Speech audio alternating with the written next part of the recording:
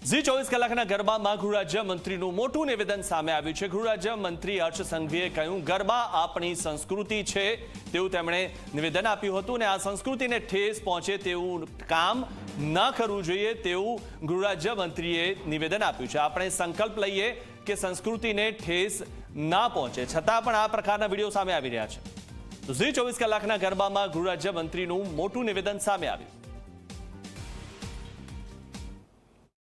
ગરબા એ આપણી સંસ્કૃતિ છે।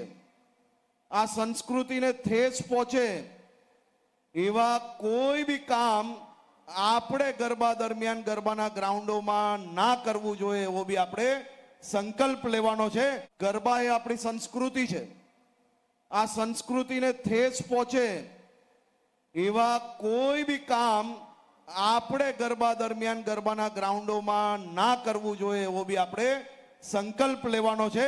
ગરબા એ આપણી સંસ્કૃતિ છે। આ સંસ્કૃતિને ઠેસ પહોંચે એવા કોઈ બી કામ આપણે ગરબા દરમિયાન ગરબાના ગ્રાઉન્ડોમાં ના કરવું જોઈએ એવો બી આપણે સંકલ્પ લેવાનો છે। તો ગૃહરાજ્ય મંત્રીએ ગઈકાલે ઝી 24 કલાકના ગરબામાં નિવેદન આપ્યું હતું કે આ સંસ્કૃતિ છે ને તેને ઠેસ પહોંચે એવું કોઈ પણ કાર્ય આપણે નથી કરવાનું, પરંતુ જે અશોભનીય હરકતો સામે આવી છે, ગઈકાલથી લઈને અત્યાર સુધીમાં 3 એવા વિડીયો સામે આવી ચૂક્યા છે કે જે સોશિયલ મીડિયામાં વાયરલ થયા છે અને તે તમામ જે વિડીયો છે તે વડોદરાના સામે આવ્યા છે।